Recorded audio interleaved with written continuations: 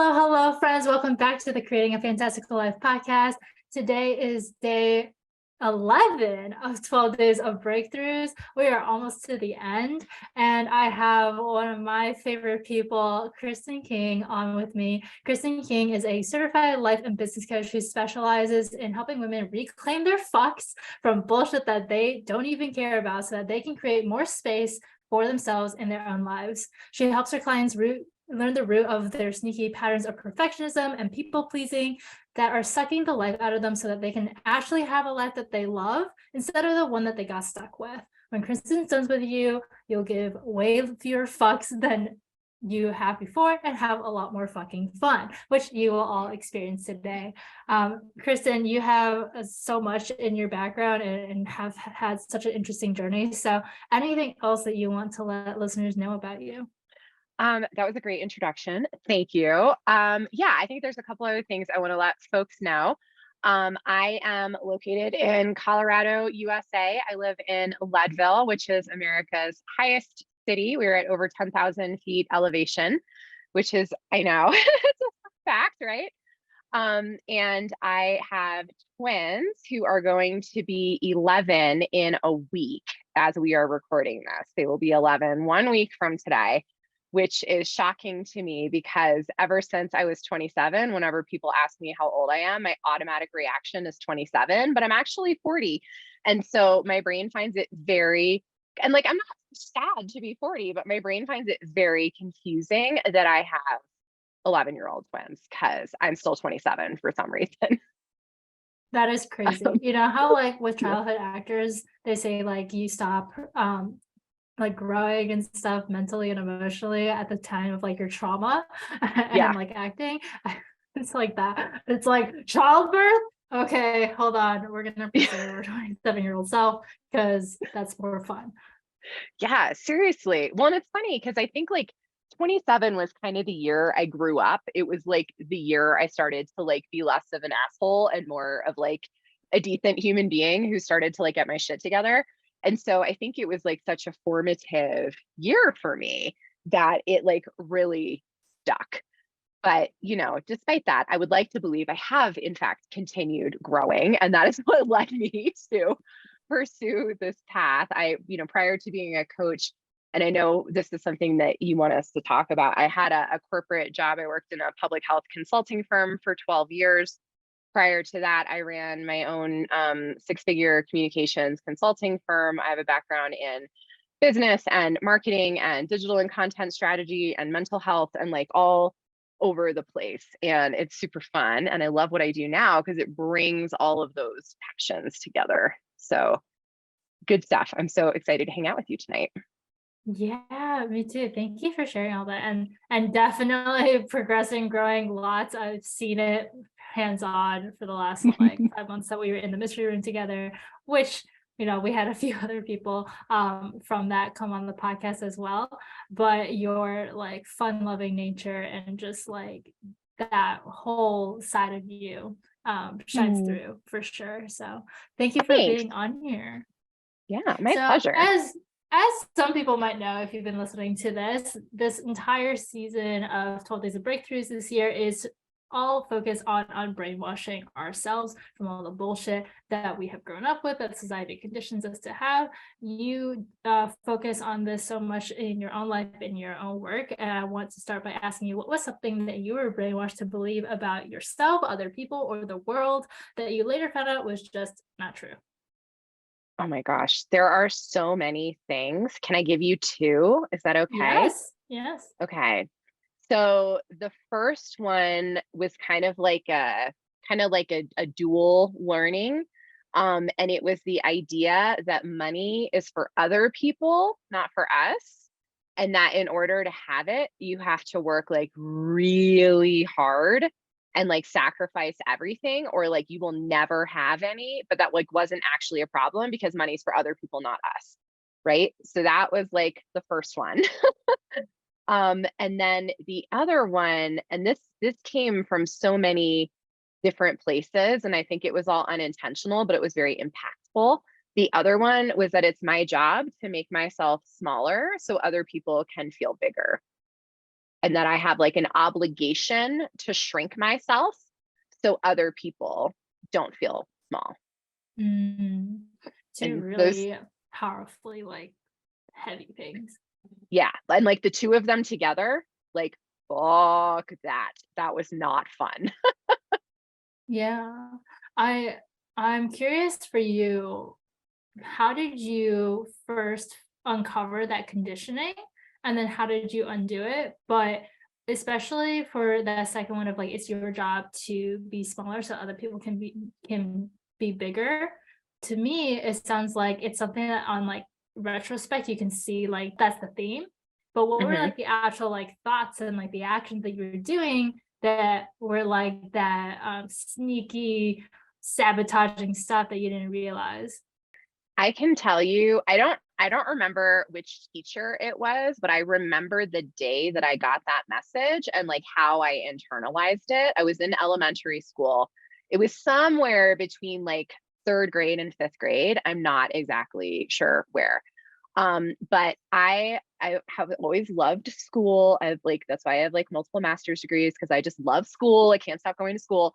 And I've always been like kind of a nerd and I'm very smart. And so I loved when like the teacher would ask a question and I would know the answer and I'd raise my hand because I like wanted to share the answer and it was like exciting and it was fun.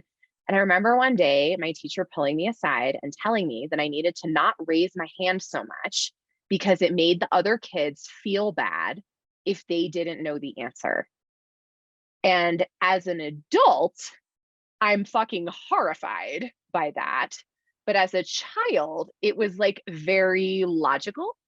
And so I started to bite my tongue and I started to sit on my hands. And I didn't raise my hands as much. And I stopped being as engaged. And I tried to like cover my mouth like when I couldn't stop myself because it was so important that my teacher had to pull me aside and tell me not to do this thing that was like clearly damaging my classmates.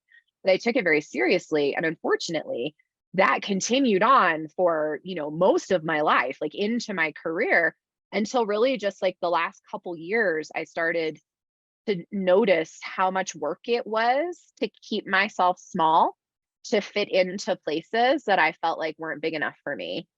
And it stopped being okay with me. Like it required more resources than I had and was like willing to devote to that. And so I've decided it was time to find bigger spaces, but it took I a love while. Yeah, I love hearing your mindset shift from like the space just isn't big enough instead of like you're too big for the space. And Yeah. I can't oh man, the things that teachers say sometimes are like the things that I've heard teachers and professors tell people, I'm like, what? Yeah, like that Insane. is not okay. Like your discomfort and lack of skill with classroom management is not the job of like a 9 to 11-year-old to like solve that problem for you. Like, no, you need to handle that. And like if you need to like scaffold your other students with like socio-emotional support, like I don't know what that is, but like that's not my job. I'm just here because I love school and like I want to, have fun and participate and whatever, like, because that's what's fun for me.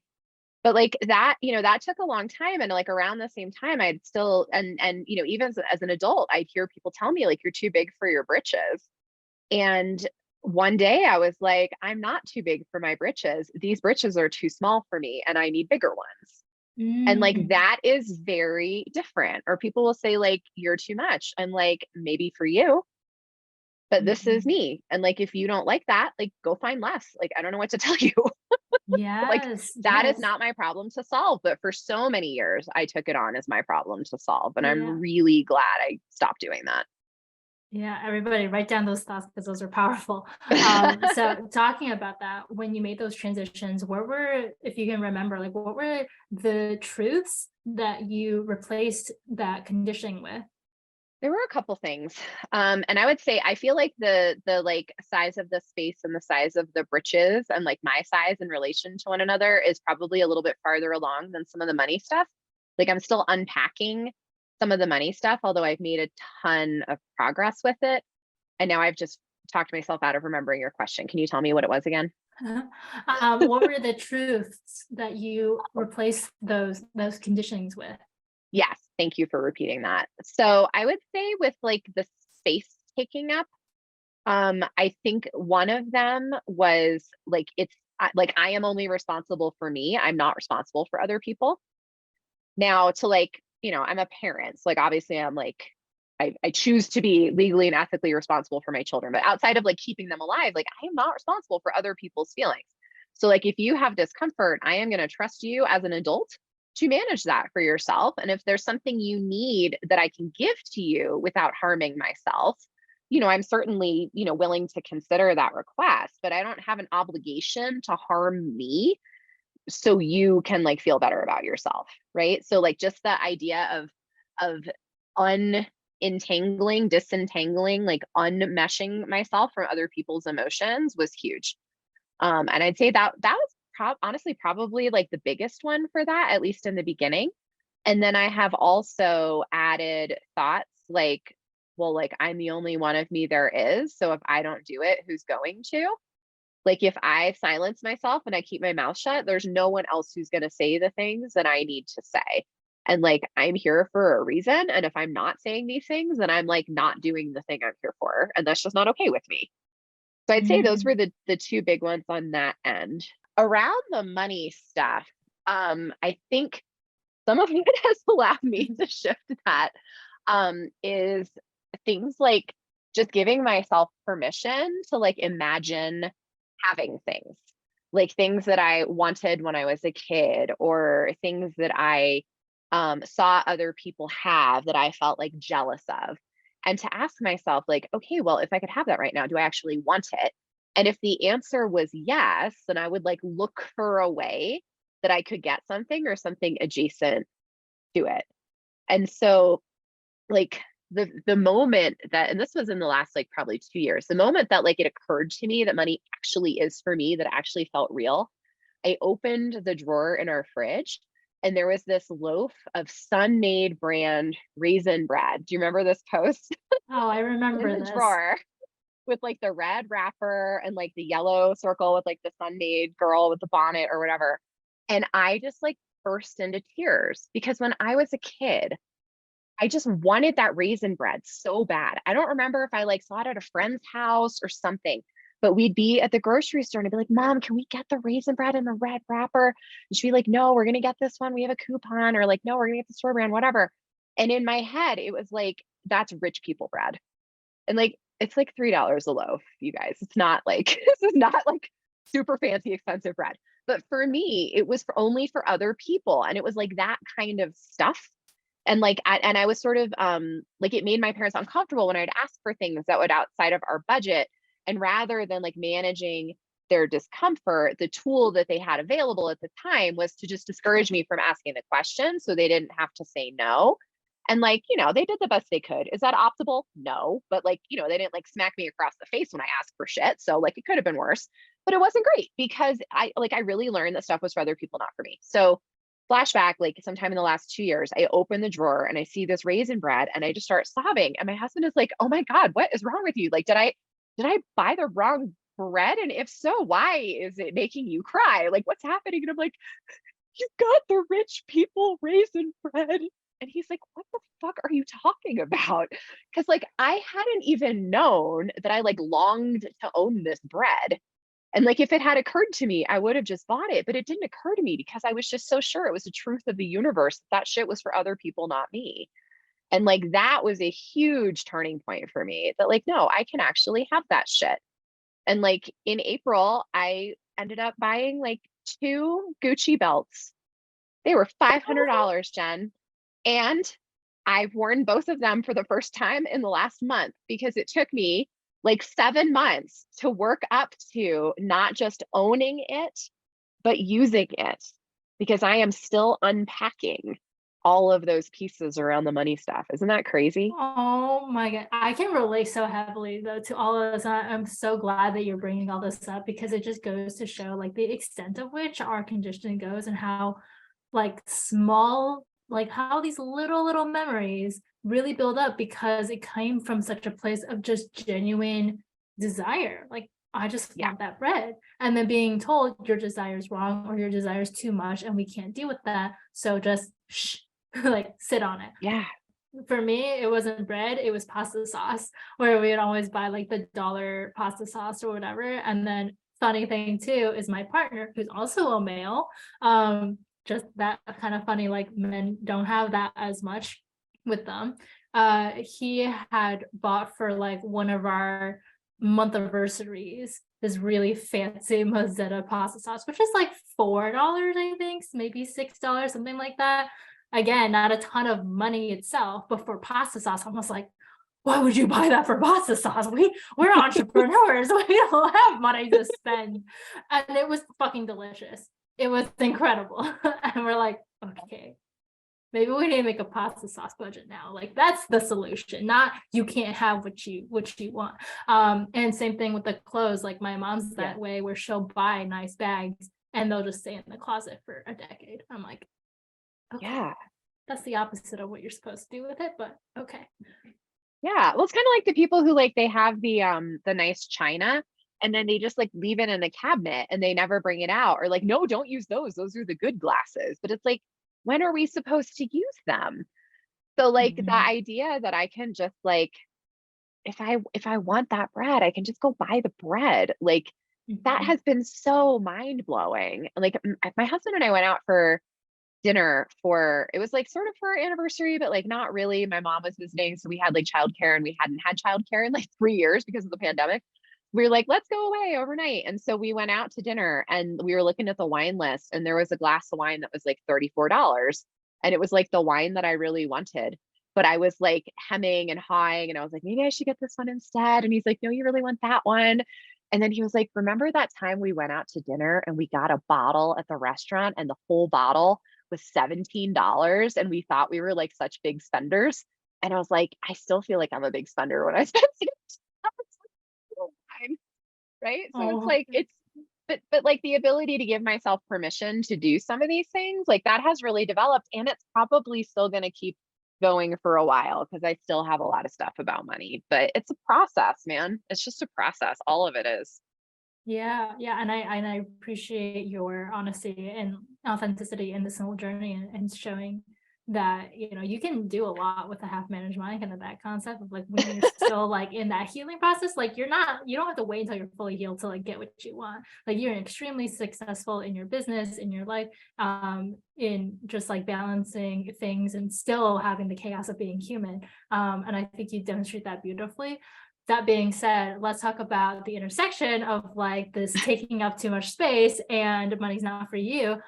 Tell us about your corporate job and you leaving it just like last year and starting your business and how that's been going.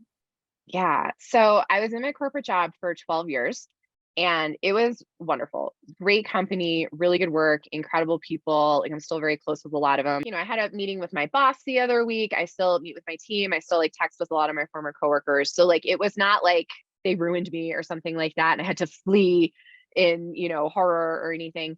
But the job that I was doing there, which I was really good at and really enjoyed, only used like part of my skill set and part of the things that I was passionate about. And it started to feel kind of like when I was in school again, and I had to turn off parts of me, not because of anything that they did, but because of me. Like, oh, I can't do that because it would be taking up too much space. I can't do that because that's for other people to do, not me. And it became a full-time job for me to like keep myself small and keep my mouth shut and keep those things in, because I believed the same way I believed that the bread was not for me. I believed that that's what I was supposed to do because I just carried that conditioning forward. And there was a day, I mean, I had known that I wanted to go back to entrepreneurship for like quite a while. And I had been working with a coach and kind of making a plan for it and getting done all the projects I wanted to do at my job and like building up my people so they'd be good. So like this was like a long time coming.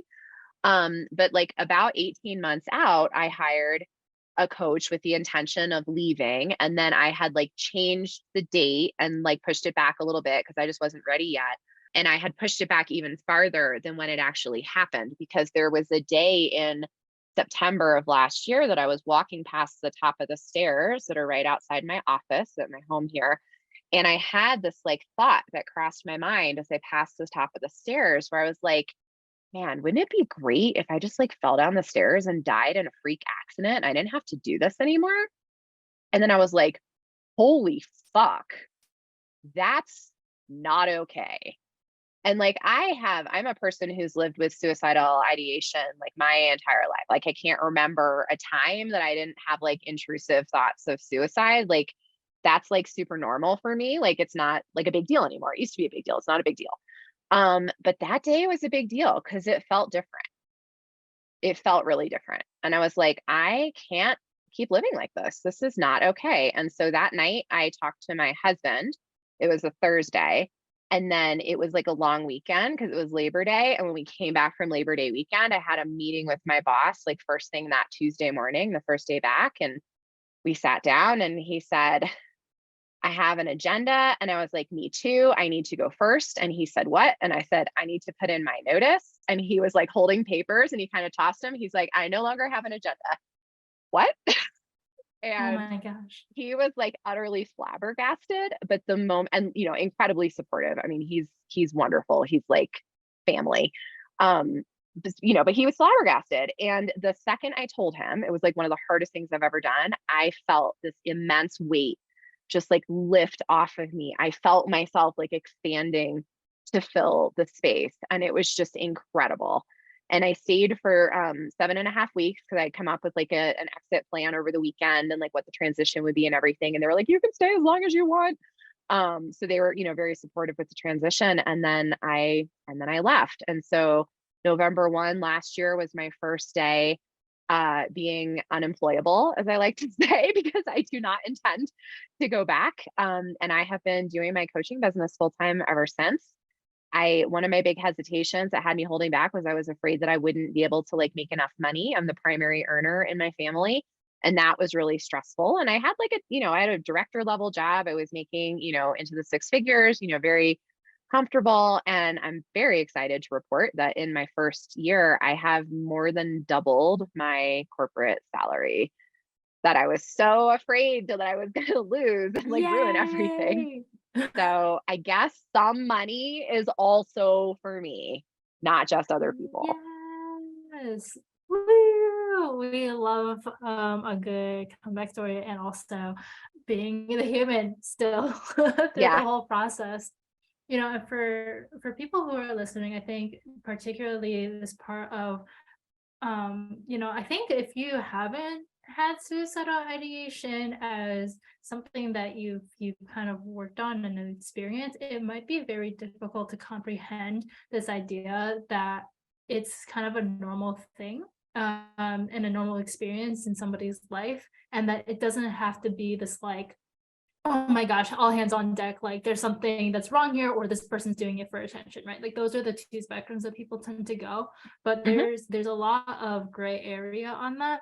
So just to like touch upon that a little bit, it sounded like that one experience was very different in some shape or form. And I wanted to hit on, like, for you, what was that experience? How did you know that it was different? There were two other times that I had suicidal ideation that felt the way that that one did. And they were the only two other times that it scared me because it felt more real.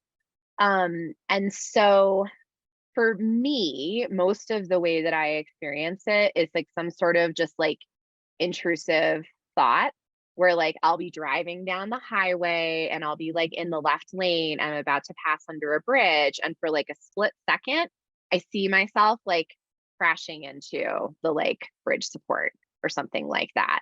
Or I'll be like, standing on like an escalator. And for like a split second, I'll just see myself like diving over the edge. And there's no desire to do it exactly. It's just like if I went over the edge here, I'd probably die. It's like most of it was like passive. It was passive thoughts or like things like, well, I guess I could just like kill myself and I wouldn't have to do that thing anymore. But it wasn't a desire to do it. Right. Most of the time when it came up and it was more of like more than just a passing thought, it was a very clear awareness that like, I don't want to live like this but it wasn't like, I wish I was dead. And this time, and then 2 other times, there was actually like, I felt a longing or a desire to no longer be here, not just a sense that something needs to change and I don't know how to change it. So I feel trapped. And that was the thing that I was like, oh, this is really important information, because this other stuff is like a bird like crossing over me, and maybe it's like wings brush the top of my head or something. But this was more like a bird like pecking me in the face, and it required immediate attention. And the 2 other times that it happened, the first time I left my full-time job to go work for myself full-time. This was back in 2006. The second time was shortly after I moved here, and I was due for a significant shift in my job role, and also some changes in like the arrangement in my home life to make things more sustainable for me, because it wasn't going well. And so those things radically changed. And then the third time was when I left my job and went back to the thing that I really needed to do.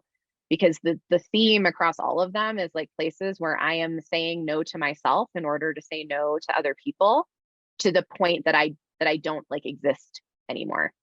Right. And my body and my brain are like, we don't exist anymore. What's the fucking point?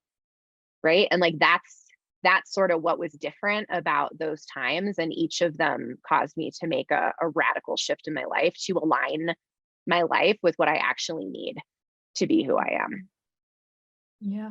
And I think it's so important to see that those shifts were times where your life force was literally just like so low that it was not worth it.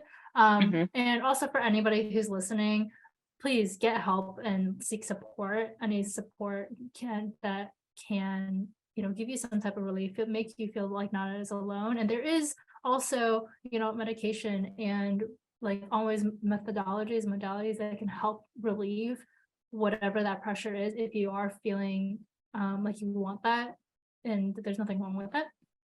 But I can totally relate to that, and it is a very scary situation when it feels real like that. So please, anybody who's listening, go get support if you need it. Can I add something to that? So I also want to just add, there are so many pathways to support, and whichever one feels right for you is the right one. So like if it's, calling, like the suicide hotline, great, do that. If it's calling like a pure warm line in your state, and like, Jen, maybe I can give you some like links to resources and you can like drop them in the show notes or whatever, do that. If it's like, getting together with some specific friends and having a conversation, do that. If it's going to a peer support group, do that. If it's talking to your primary care doctor, if it's going to the emergency room, if it's like getting on the books with a therapist or a psychiatrist, whatever it is that you're willing to do for yourself, do that. Because whatever the thing is that's going on, it can keep for 24 hours, and you can give yourself a little bit of breathing room to figure out what your options are. Because I guarantee there's at least one other option, and you may decide you don't want it.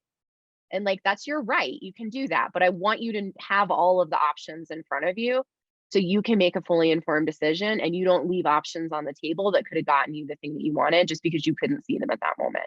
Whatever it is, it can keep for 24 hours. Just pick anything that you're willing to do for yourself and buy yourself that time to have some breathing room. And then you can figure out what the next steps are. 100%. All those links will be in the show notes, guys. So that all being said, tell me how life has improved for you, and like how you are, well, I'm assuming, right, experiencing joy or life, time, money, self-care, family, all these like different things that kind of make up our life. How are you experiencing that differently now that you listen to that intuitive pull that something needed to change and then put the action into it? I think before I tell you that, I want to first talk about how I cried for the first 2 months after I left my job. Oh yes, 100%. That's all part of the process. Because I think that's a really important part of the story, because it wouldn't, like, the other stuff won't make as much sense without that context, right? So I left my job, and I had worked there for 12 years. I mean, I had done that for a really long time, and I, had a lot of responsibilities. I worked a lot of hours. And so the first day I woke up without a job, I was like, I was planning to sleep until noon and my body woke me up at like 7. And I was like, what the fuck is this bullshit? Like, I am supposed to be a woman of leisure and this is fucking ridiculous. Like, it's not even 8 o'clock in the morning. What is happening here? So it took a couple weeks for me to kind of like adjust to a different schedule just in my body. But I was plagued by this constant feeling that there was something else I should be doing, that like I had missed something, that I had forgotten something. I realized that I had had a lot of habits from work where like I would be like constantly talking on like Microsoft Teams with my employees all day. I'd be like checking in with my boss, I'd be checking in with coworkers, and like all of these like systems that had me interacting with people in meaningful ways that like were very tied to my job, and I had to create new ways to do them.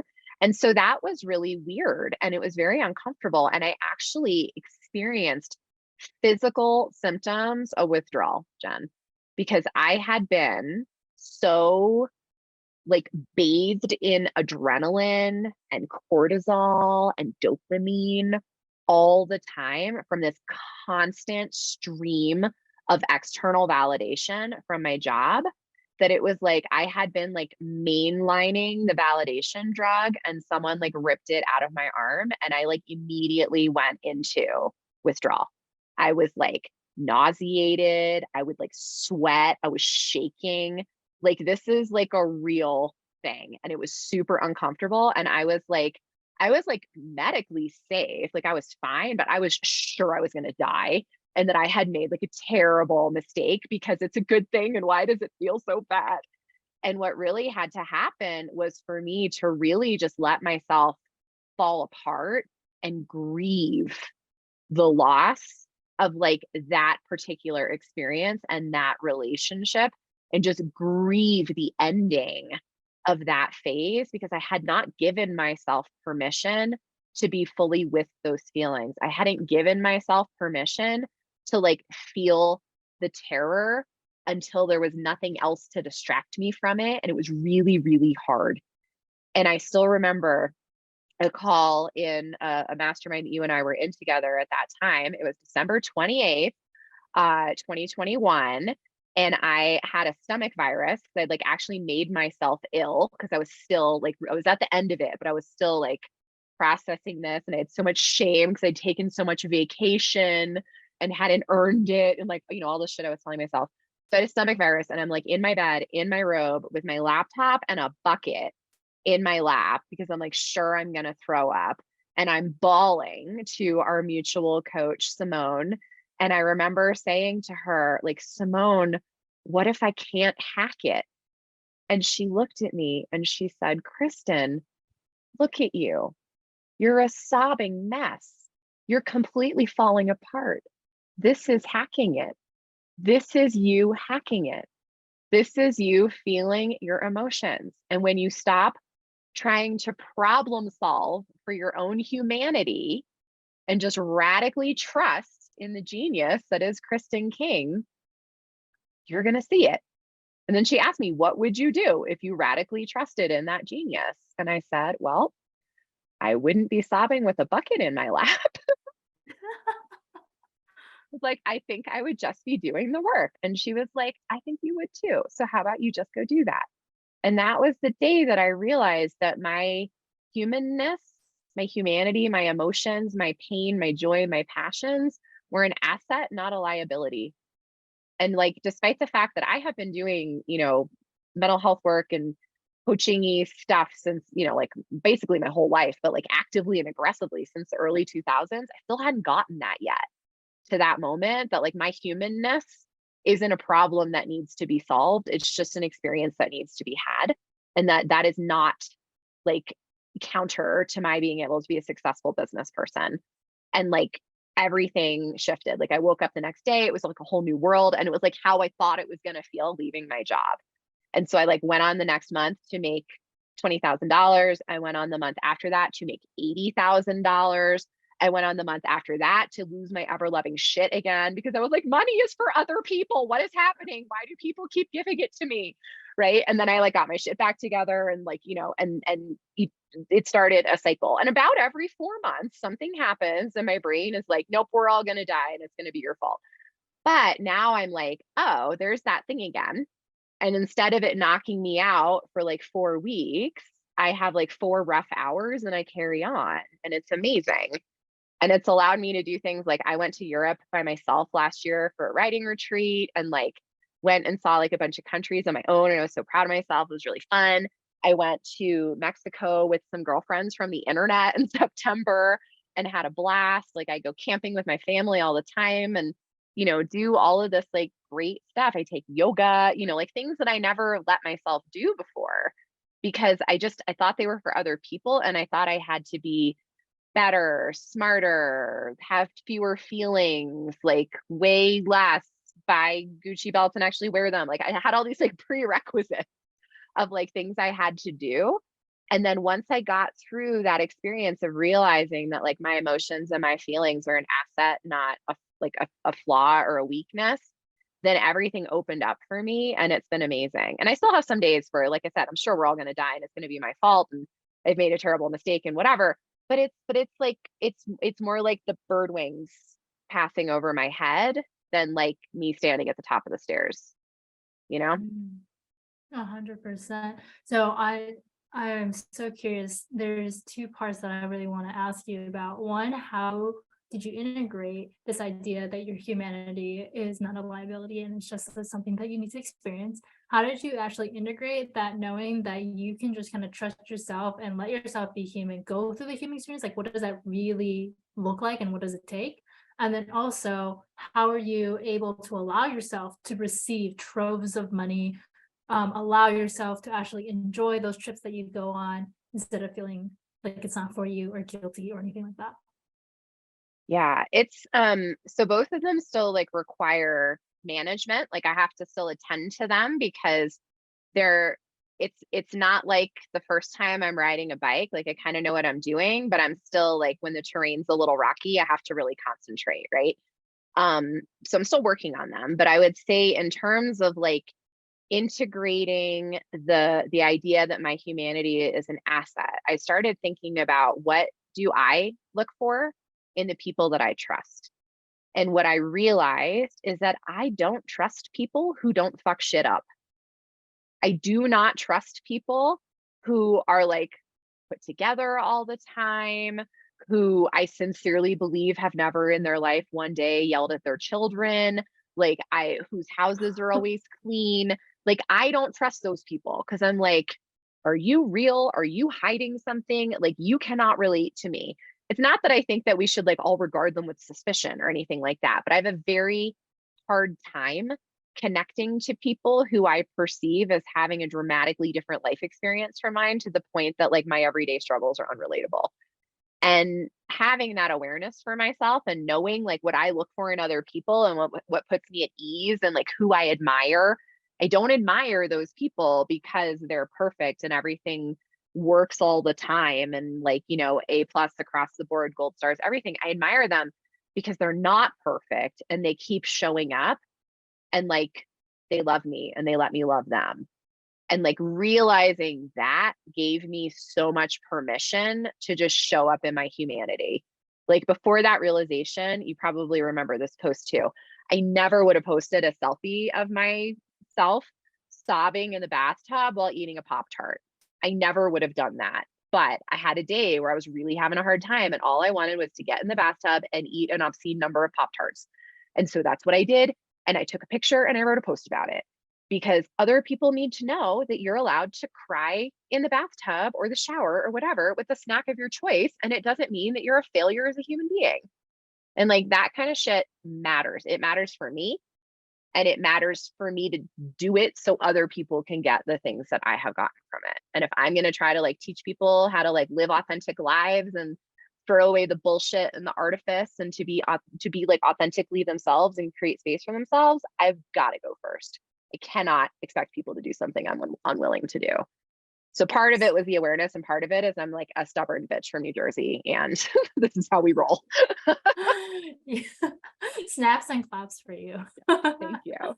I love Do that. you want to say anything about that before we talk about like the money stuff? So one thing I do want to kind of touch on here and get your thoughts on is a lot of us are conditioned to want to look picture perfect, to want to have like everything in its place and be able to do all the things, clean all of our dishes, go to bed on time, have the routines, whatever, whatever, whatever. And we're also taught that that's what's needed to be successful. Mhm. And it's interesting to hear that it's like that's the type that's like, oh, wait, no. Where do you think the balance lies between what is realistically possible for people to achieve if that desire is um mostly manufactured, how much of it is valid, like just what are your thoughts Mhm. on all of that? Yeah, well, this is something that like comes up with my clients a lot because most of my clients are gorgeous, brilliant, ambitious women who have like a bajillion ideas, and like it's very important to them to like deal with those ideas responsibly. Like most of them have a family, and they take their roles and their responsibilities very seriously, and they want to do it all right. And that's like way too much for one person to do. Like you can't be 100% career, 100% parent, 100% partner, 100% housekeeper, 100% chef all at the same time. Like you just can't. And like you can try for a little while, but like at some point your body is going to stop you whether you like it or not. So one of the things that I often coach them to do on the front end is to essentially lower their standards, because like and that was like when before I had kids, I had 3 dogs. I had 2 mastiffs and a pug, and like the mastiffs were like horses that lived in my house. And people would always say to me like, how do you keep your house clean with all these dogs? And I would say, the first step is just dramatically lower your standards, and there's no step 2. And people are like, what? And so like I use that with my clients all the time because they hold themselves to these very high standards that like I have to be like a top performer, but then I also have to get home on time and make dinner from scratch. And everyone needs a bath every night, and the house must be spotless, and blah, blah, blah, blah. And I'm like, okay, I mean, you can do all of that, but like at some point, you probably want to sleep. You probably want to bathe. You probably want to have sex. You probably want to sit around and do nothing. And like, if you're doing all of this stuff at maximum effort, there is nothing left. So we go through and we look at the stuff that they can deprioritize. Like I had one client, she was working full time, she had 3 little kids, and every night after the kids went to bed, she would mop the entire house. And I was like, girl, why are you mopping the whole house every night? She's like, well, I have the baby. I'm like, well, what the fuck do you think the baby is doing? Like, Jesus Christ. Like, this is not necessary. Like, your house is fine. Like, if there is a spill, you just clean it up. Like, you just get some like Clorox wipes and rub it around with your foot. Like, you are good to go. And you just like mop on Saturday mornings. Let's try it. And so she tried it out for a couple weeks to stop mopping the house. And she was very, not to stop entirely, just only do it once a week. She was very uncomfortable. So then she started like cleaning out the kids' closets. And I was like, hold on a second. They're supposed to be sleeping. You're supposed to be sleeping. You can just put a garbage bag in their room and tell them anything that doesn't fit when they try it on, put it in the garbage bag. And then you don't even have to clean out the closet. She's like, but it'll take longer. I'm like, so what? Why is that a problem? And she's like, oh my God, I guess it's not. Right. So it's like we have to like kind of snap people out of this idea that everything has to be 100%, 100% of the time. And like Yeah. I'll even give the example of like, because like you can have it all, like all the things you want, you can have them. You just can't have them simultaneously. Just like you can inhale and you can exhale, but you can't do them at the same time. You can even do them real close together. I'd recommend it if you wish to stay alive, but you can't inhale and exhale simultaneously. You will suffocate. And you cannot be 100% of 5 things simultaneously. So you gotta prioritize. You gotta let some shit go. You gotta like hand some stuff off to other people. And like we do this in my one-on-one work. We do this with my group 100 days to fewer fucks. Like we spend 100 days rooting out all of these places that people's fucks are getting like sucked off to so they can reel them back in and point them to shit that really matters. And when people get that like pause to think and that kind of like reality check of like, no, I don't actually like doing this at all. I just feel like I'm stuck doing it. That's where we start to create some space and how we start to kind of get away from that like perfection thing. And it is still a lot of conditioning.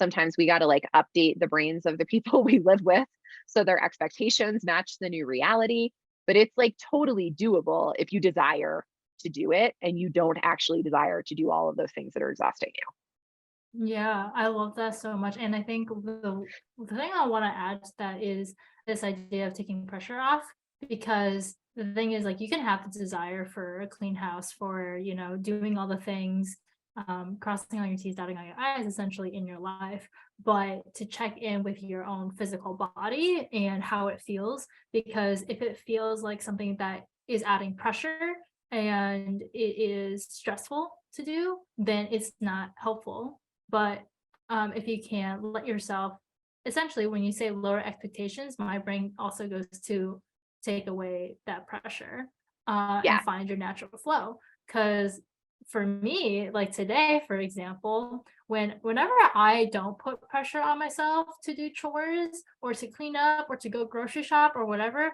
are the times where I actually find myself more likely to get in a flow of doing that. Like, I randomly wanted and just started cleaning out the bathroom counter, like, and the cabinets underneath that. It's been a mess for the last 9-10 months probably, but it was never on my to-do list. I had zero pressure, and so I went to go do that. And it kind of reminds me of, like, all the things that you have to get done, of like go grocery shop or clean the dishes, or all the things that are in your face that would traditionally be on the to-do list. I don't think most people have traditionally, like, go clean out every cabinet like every week, right? And Right. it kind of and then when you go, you want to clean, but you don't want to do that one specific thing. You go and like clean the cabinet, or you go clean the closet, like the thing that wasn't on your to-do list. It's like, what if we just didn't put, like, organize and clean and all these things on our to-do list and let ourselves flow and do it? Chances are you will actually do it. So I want to give that perspective too, that there's also hope. It's not like you just have to lower your expectations and then you'll get to it when you get to, or it won't get done.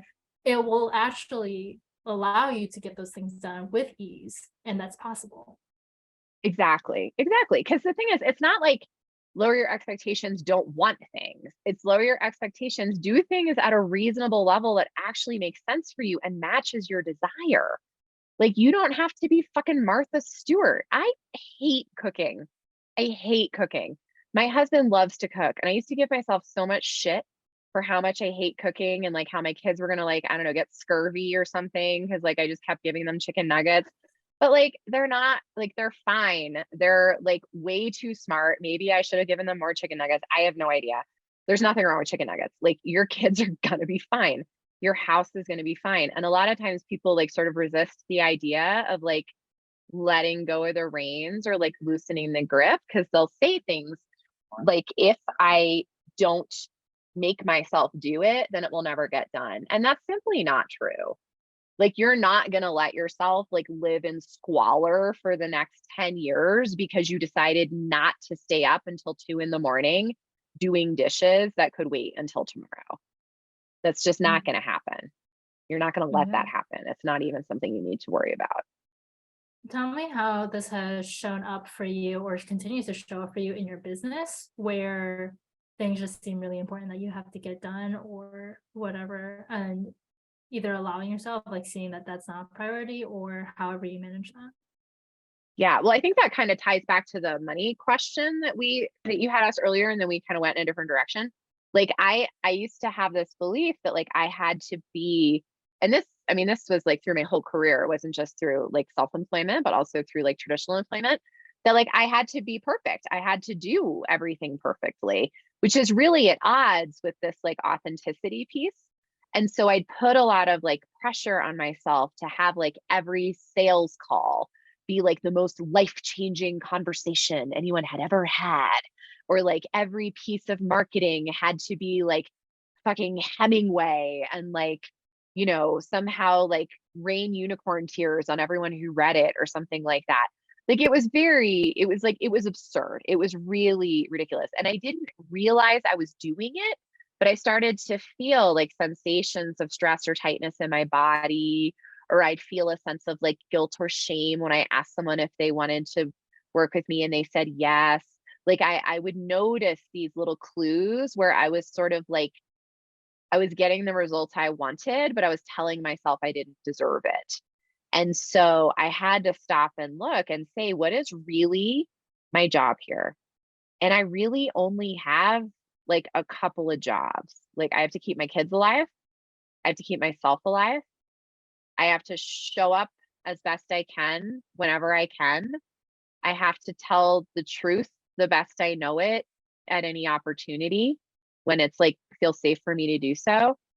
And I just have to love people. And as long as I do that, I'm doing my job because that shit is enough. It's just enough. And like it has taken a lot of practice and reminding myself and like actively bringing my brain back to this place. Like after I made 80K in February, I like seriously thought I was going to die because I had gotten all of this money and at any moment people were going to find out that like I hadn't cleaned my cabinets out for 9 or 10 months or something like that, and then they were going to want it back. And I was like, that is ridiculous because nobody has hired me on the basis of the contents of my cabinet. They hired me because they want to rent my brain. That's why they hired me. And I'm good at that. I know how to do this. And so it has just been constantly showing myself, and noticing the places where I start to like creep into hustle mode. I mean, like, this is not how I want my life to feel. What would feel better than this? Right. And like initially I'd have like this complicated business strategy. I do this thing and that thing, and here's a calendar and whatever. And I've gotten my business strategy down to 3 steps that I'm willing to share for free. Do you want to hear what they are, Jen? You've heard them before, but should the rest of the world hear?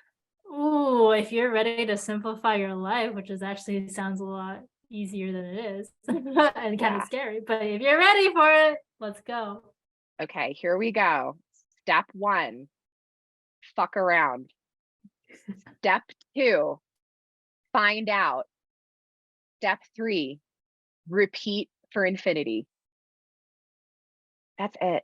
Like the only strategy you need for business, for life, for parenting, for anything else is just fuck around and find out. And if you find out you like it, keep doing it. If you find out you don't like it, fuck around some more and see what happens with that thing, and then keep doing it or don't. Like that's literally it. Just fuck around and find out. It doesn't have to be perfect. You're already ready already.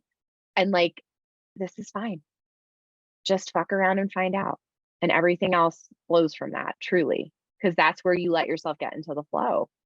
Yes. And I want to invite everyone listening to really actually sit with what does it look like for you to just fuck around right now?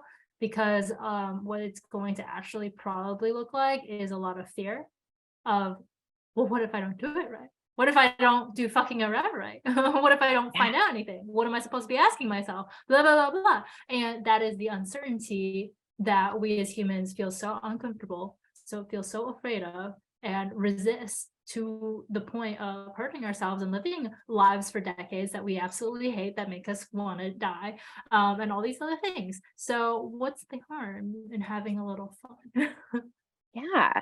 And that's why the 3 steps are so important, because the point of fucking around isn't to do it perfectly on the first try every time and then be a robot forever. The point is to find out. So regardless of the result, if you found out, you did it right. Because all you're doing is gathering data. Maybe your hypothesis is no one will die if I go from mopping every day to every other day.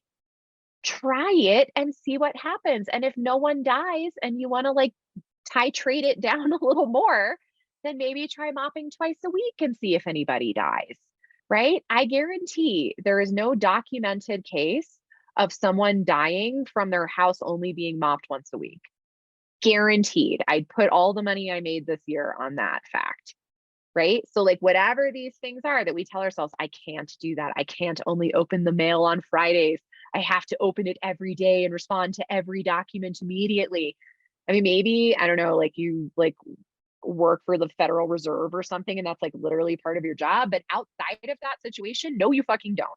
So like fuck around with different schedules and see what works for you. Because if you find out whether you like it or not, or whether it works, you fucking nailed it. It doesn't matter if it went well or not. The point was to find out. Perfection Yes, not yes, required. yes. Yes, this is all so good. And I just want to wrap up with one final question. I know for you, authenticity is your number one value.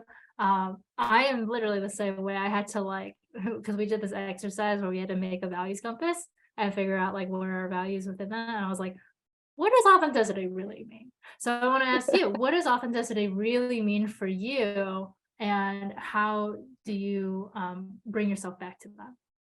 Oh, that's such a good question. So authenticity is it's twofold, right? There's two levels of authenticity. And I know I look really emotional right now because I just like sneezed, but I might get really emotional because I love talking about this. So there's the first level of authenticity where you tell yourself the truth and being authentic with yourself about the things that you're proud of, about the things that frighten you, about the things that make you sad, and just really allowing yourself to tell yourself the truth about that stuff, about the things you want, about the things that you're jealous of, about all of this stuff, and give space for that and give yourself as much compassion as is available to you in that moment. That's one level of authenticity. But then there's another level of authenticity, which is how you show up in the world, and you don't have to like walk around naked to be authentic, but you're allowed to tell yourself the truth and you're allowed to tell other people the truth. And it doesn't mean that you have to go around like teaching lessons to people who need to learn them or something. That may not be your job. But like if someone asks you to do something and you don't want to do it, you get to just say no. If something brings you to tears, you get to just cry. If someone says, "Hey, I don't want to do this anymore. Is that okay with you?" And it's not, you get to tell them. Like you're allowed to show up with who you really are and with your fun parts and your less fun parts and your messy parts and your, perfect appearing parts, even though you know that like there's not really anything that's actually perfect. Like you just get to do that. You get to be in your life as you, and you don't have to try to be in your life as somebody else. And it starts though with you being authentic with yourself and giving yourself space for that truth. So good. So good. All about the truth. All about truth telling here. So if you guys want to find Kristen and have a truth teller by your side, where can people find you? How can they work with you? So the two best ways to find me are going to be on Facebook and Instagram or on my website. On Facebook and Instagram, I am Kristen with an E, Kristen, Skove, Skove King on both of those. And then my website is Kristen, Kristen, King.com. And I'm actually currently enrolling in the next round of my group program, 100 Days to Fewer Facts. It kicks off in February. And for folks who register by New Year's Eve, there are some super fun early bird bonuses, including a workshop entitled, you ready for this? Fuck resolutions, write your manifesto, that we will be doing the first week in January. So if you want in on that shit, come find me and let's make that happen. Or if you prefer to work one-on-one, I also have 4 spots open for January. So feel free to find me on socials or hit me up on my website. Ooh, all the links to that will be down in the description. We didn't say fuck as nearly as many times as I thought we were going to.